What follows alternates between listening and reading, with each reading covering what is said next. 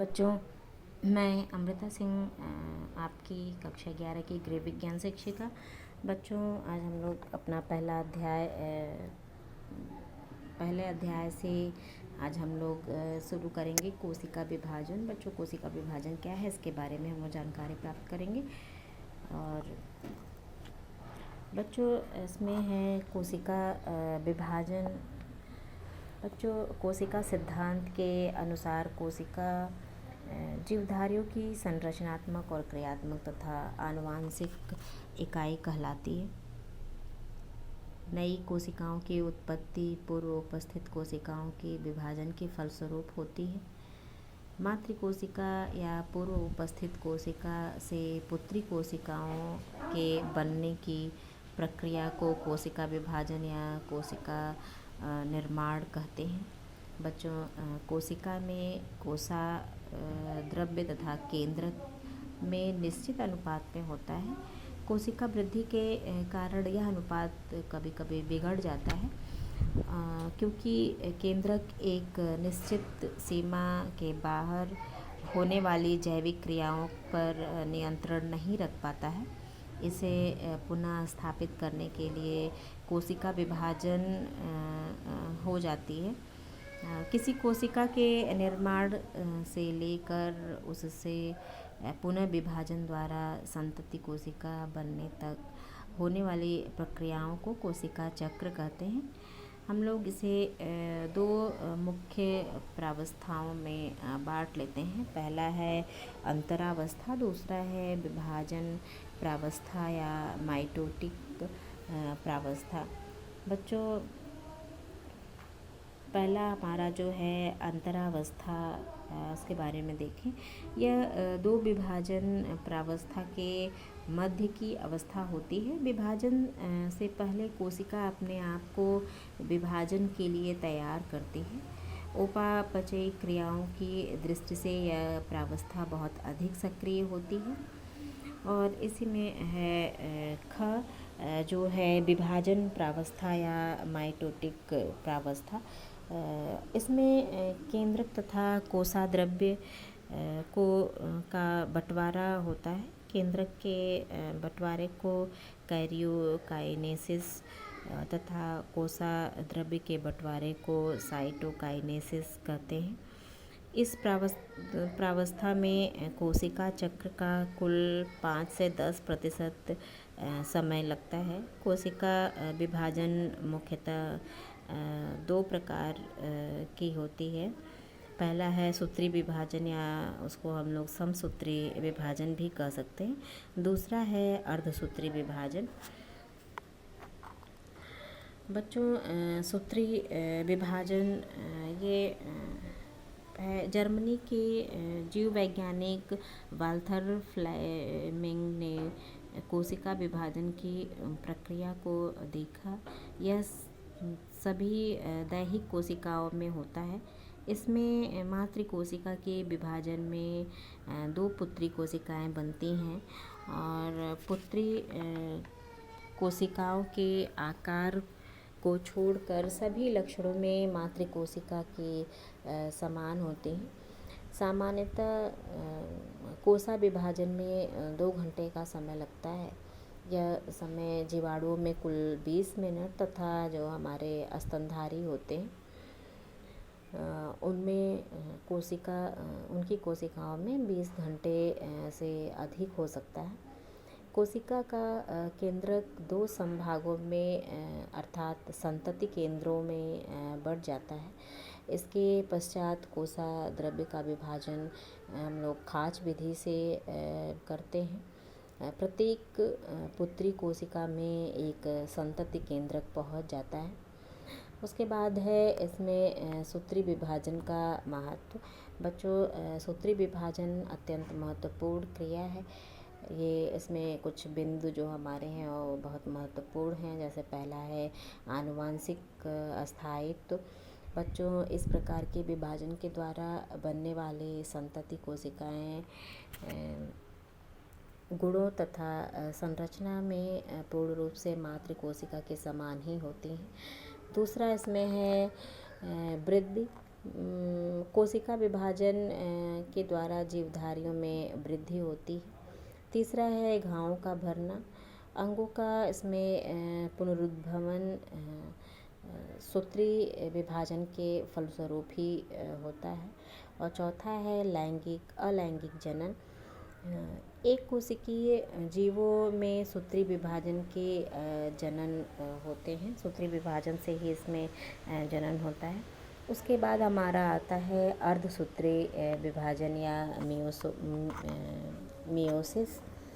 बच्चों, अर्धसूत्री विभाजन द्विगुणित जनन कोशिकाओं में होता है। इसमें केंद्रक व कोशिका द्रव्य का 2 बार विभाजन होता है। मियोसिस प्रथम में गुणसूत्रों की संख्या द्विगुणित से अगुणित अर्थात आधी हो जाती है, और मियोसिस द्वितीय समसूत्री विभाजन की भांति ही होता है। इसमें केंद्रक के अर्धगुणसूत्र पृथक हो जाते हैं, और अर्धसूत्री विभाजन द्वारा जो मातृकोशिका से 4 संतति अगुणित कोशिकाएं बनती हैं। संतति कोशिकाओं में गुणसूत्रों की संख्या अगुणित होने के साथ साथ आनुवंशिक विभिन्नता होती है। गुणसूत्रों के नए नए संयोग बनते हैं। इसी विभाजन के कारण संतानें लक्षणों में एक दूसरे से भिन्न होती हैं। तो उसके बाद अर्धसूत्री विभाजन का हम लोग महत्व देखेंगे कि इसका क्या महत्व है। बच्चों, अर्धसूत्री विभाजन के फलस्वरूप शुक्राणु तथा अंडाणु में गुणसूत्रों की संख्या आधी रह जाती है। निषेचन के फलस्वरूप गुणसूत्रों की संख्या फिर से द्विगुणी हो जाती है, और अर्धसूत्री विभाजन एवं निषेचन प्रक्रिया के कारण एक लक्षणों का विकास होता है, नए लक्षणों का विकास होता है, जो संतान लक्षणों में पितरों के से भिन्न होता है। इसके फलस्वरूप जैव विकास होता है। इसके बाद हम लोग सूत्री तथा अर्धसूत्री विभाजन में क्या अंतर है इसमें देखेंगे। बच्चों, यह जो सूत्री विभाजन है यह दैहिक कोशिकाओं में होता है। विभाजन के फलस्वरूप 2 संतति कोशिकाएं बनती हैं। उसके बाद इसमें गुणसूत्रों की संरचना में परिवर्तन नहीं होता है, और इसके फलस्वरूप शरीर में वृद्धि होती है, और पुत्री कोशिकाओं में गुणसूत्रों की संख्या मातृ कोशिकाओं के समान ही होती है। और इसी में अर्धसूत्री विभाजन है यह जनन कोशिकाओं में होता है। इसमें विभाजन के फलस्वरूप 4 संतति कोशिकाएं बनती हैं, क्योंकि विभाजन 2 बार में पूर्ण होता है। इसमें गुणसूत्रों की संरचना में भिन्नता आ जाती है, और इसके फलस्वरूप लैंगिक जनन होता है, और पुत्री कोशिकाओं में गुणसूत्रों की संख्या मातृ कोशिकाओं की तुलना में घटकर आधी रह जाती है। उसके बाद है इसमें बच्चों कोशिका में जीवन के लक्षण। बच्चों, कोशिका या जीवधारियों द्वारा प्रदर्शित जैविक लक्षण वास्तव में जीवद्रव्य द्वारा संपन्न होते हैं। इसी कारण जीवद्रव्य को जीवन का भौतिक आधार भी कहते हैं। कोशिकाओं की निम्नलिखित विशेषताएं इस प्रकार हैं। पहला है जीवद्रव्य। बच्चों, जीवित कोशिका में जीवद्रव्य पाया जाता है। जीवद्रव्य में होने वाले भौतिक एवं रासायनिक परिवर्तन तथा वातावरण से पदार्थों के लेन देन की प्रक्रियाएं जैविक क्रिया कहलाती है। जिस कोशिका में जैविक क्रियाएं होती रहती हैं वह जीवित होती है, और जीवद्रव्य की सक्रिय एवं परिवर्तनशील अवस्था के कारण ही जीवन होता है। दूसरा इसमें है वृद्धि। बच्चों, सजीवों की भांति कोशिका के आकार, आयतन एवं शुष्क भार में बढ़ोतरी होती रहती है, इसे वृद्धि कहते हैं। कोशिका में वृद्धि आंतरिक होती है। कोशिकाओं में होने वाली वृद्धि के कारण जीवधारी के शरीर का आकार भी बढ़ता रहता है। उसके बाद है पोषण। न्यूट्रिशन जैविक क्रियाओं के लिए आवश्यक ऊर्जा भोजन के ऑक्सीकरण से प्राप्त होता है। सभी जीवित कोशिकाएं पोषण करती हैं।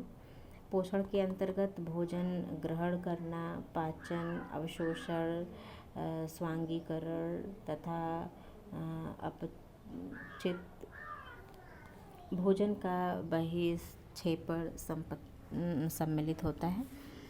उसमें है नेक्स्ट है श्वसन। बच्चों, जीवित कोशिकाओं में भोज्य पदार्थों के जैव रासायनिक ऑक्सीकरण को श्वसन कहते हैं।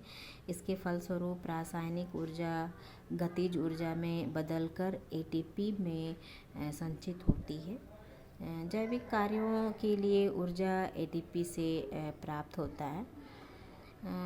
उत्सर्जन।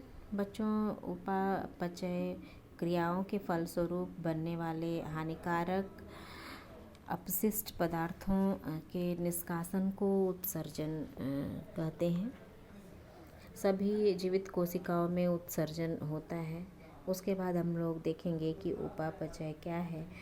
बच्चों, कोशिका के जीवद्रव्य में 2 प्रकार की क्रियाएं निरंतर होती रहती हैं। पहला है रचनात्मक और या निर्माणकारी क्रियाएं तथा दूसरा हमारा है विनाशात्मक क्रियाएं। बच्चों, निर्माणकारी क्रियाएं जो हैं ये क्रिया में जटिल पदार्थों का संश्लेषण होता है। इसमें ऊतकों की टूट फूट की मरम्मत तथा शुष्क भार में वृद्धि होती है। इसमें विनाशात्मक क्रियाओं में जो भोज्य पदार्थों के ऑक्सीकरण से ऊर्जा मुक्त होती है और कोशिका की शुष्क भार में कमी आती है। उपापचय तथा अपचय को सम्मिलित रूप से उपापचय कहते हैं। नेक्स्ट है इसमें 7वां जो है प्रचलन या गति। बच्चों, सजीवों में गतिशीलता का गुण होता है। सजीवों जैसे एक कोशिकीय अमीबा में स्थान परिवर्तन को प्रचलन कहते हैं। कोशिका का कोसा द्रव्य स्थिर नहीं होता है। यह कोशिका में निरंतर स्थान बदलता रहता है। इसे कोसा द्रव्य या भ्रमण कहते हैं। कोसा द्रव्य भ्रमण कहते हैं। प्रचलन या गति आंतरिक ऊर्जा के कारण होती है। इसके लिए ऊर्जा भोजन से प्राप्त होता है। और नेक्स्ट है इसमें उत्तेजनशीलता। बच्चों, कोशिकाओं में उद्दीपनों के प्रति अनुक्रिया करने का गुण पाया जाता है। इसे उत्तेजनशीलता कहते हैं। तंत्रिका कोशिकाएं इस गुण के लिए अति विशिष्ट होती हैं। सजीव बाह्य तथा आंतरिक उद्दीपनों के प्रति अपनी अनुक्रिया को प्रदर्शित करते हैं। जैसे इसमें छुई मुई के पौधों की पत्तियों को छूने मात्र से वो बंद हो जाती हैं। गर्म वस्तु पर हाथ के पड़ने से हाथ स्वतः हट जाता है। ये इस प्रकार की जो क्रिया है वो उत्तेजनशीलता के कारण होती है। नेक्स्ट है इसमें जनन। बच्चों, सजीवों में अपने जैसी संतान उत्पत्ति करने की क्षमता होती है। कोशिका विभाजन से 2 संतति कोशिकाएं बन जाती हैं। अतः सजीव कोशिका में जनन का लक्षण पाया जाता है। और हमारा नेक्स्ट 10वां है जीवन चक्र। बच्चों, सभी जीव उत्पत्ति के पश्चात पोषण एवं वृद्धि द्वारा वयस्क हो जाते हैं। संतान उत्पन्न करने के पश्चात उनकी मृत्यु भी हो जाती है। इसी प्रकार कोशिकाएं निश्चित समयावधि पश्चात क्षीण होकर नष्ट हो जाती हैं। ये हमारा था कोशिका में जीवन के लक्षण, या हम उसको कह सकते हैं ये हमारी कोशिका के जीवन चक्र है। ये लाइफ साइकिल की तरह ही होता है। बच्चों, आज के लिए बस इतना ही। कल हम लोग फिर मिलेंगे। बच्चों, कल हम लोग इसी चैप्टर से जो हमारा है जीवित ऊतकों की कोशिकीय संरचना, इसमें हम लोग आगे पढ़ेंगे ऊतक। कल हम लोग इसके बारे में चर्चा करेंगे कि ऊतक क्या है। धन्यवाद बच्चों।